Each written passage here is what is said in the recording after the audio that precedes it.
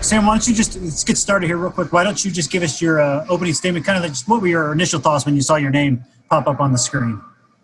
Yeah, it's a tough one. It kind of hits you pretty hard. Didn't think I was going to cry or show much emotion, but after hugging some of the folks that are really sacrificed a lot, it gets pretty emotional pretty quick. And so it was awesome, and I'm just really thankful I got to share it with them. Akeem, I think you have a question. Yes. Hey, Sam. So what was your kind of expectations heading into today? Did you have a lot of contact with the Angels, and were you surprised to hear your name called when it was? I had no expectations going into today, so I guess I can't really answer that. I'm just a guy that plays it one day at a time, and I'm just thankful I was given the opportunity, and I just can't wait to get out in LA and get to work and earn some hardware for this program.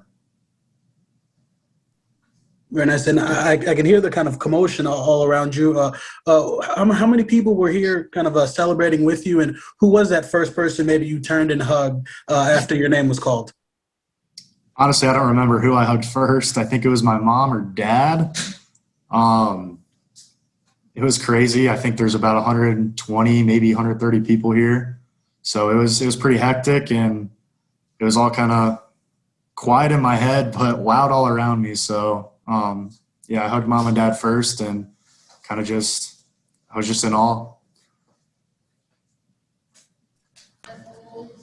Other questions? Yes, I have another one. Go ahead. Go right ahead. Okay, Sam, we spoke a couple weeks ago, and you called yourself kind of a late bloomer in a sense. So to be a late bloomer to a top 10 pick in the MLB draft, just how kind of unpredictable is that? Is that something you would have imagined? I mean, I know there was obviously you were a draft prospect in a sense, but to get to this point, just how much of a roller coaster ride has it been? It's definitely an emotional roller coaster ride. I think that's pretty well put. You got to really handle the hills and the valleys, and going through it, I think baseball can be a pretty emotional game. So I think the mental toughness aspect is huge, and Miami preaches a lot of this stuff, and so it's really easy to roll with the punches and keep grinding and keep going. All right, any other questions? Hey, Sam, this is Dave Griffiths with Fox 59 in Indy. Question for you just about how you got into baseball originally. Obviously, here in Indiana, basketball is a big thing growing up for so many kids, but what was it about baseball that caught your interest early and obviously led you to this point?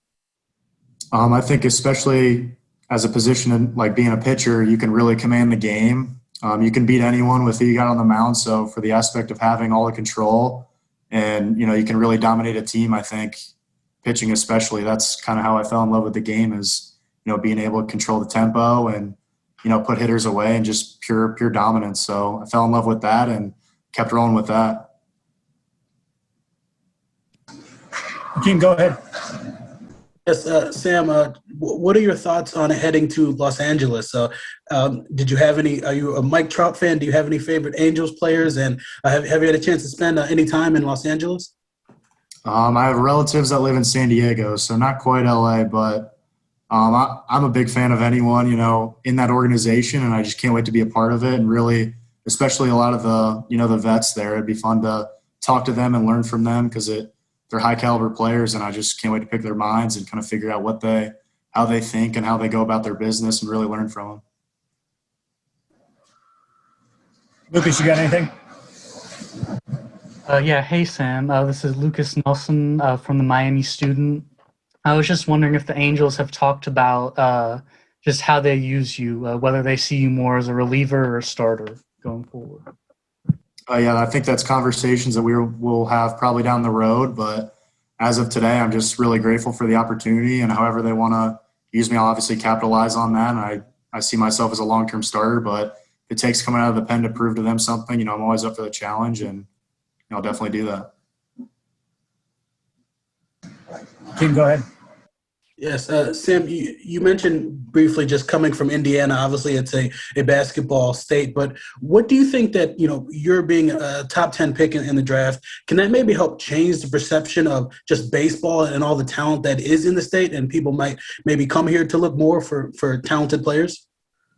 Yeah, it's awesome to, lead the group, but I think this draft class in particular is is pretty special and pretty deep. You look at guys like Garrett Burhan, Luke Albright, Jared Polin, Carter Lohman. I can name off so many from Indy, and I truly feel baseball is, starting to become a baseball dominant state. And I train with some freak athletes, man. There's people coming in from every class that are gonna, be in the same shoes that I'm in one day. So honestly, I think baseball is, pretty special in Indiana, and I think it'll keep going. Everybody good? Oh, Lucas, go ahead. Sam, I'm just curious. Were you invited to the MLB draft, and if you were, why did you decide to stay here and hold this here? Yeah, I was invited, and the main reason for not going is definitely, I think a lot of people, especially in my circle, deserve a lot of credit for making sacrifice to keep this journey alive for me. You think about parents, coaches, just a lot went into it, and I didn't want to, select just 3 or 4 people to be there with me. I wanted to be around people that I feel like deserve credit and recognition. So wanted to have it here. Miami's the best place in the world, and share with all those people, I think, is huge for me.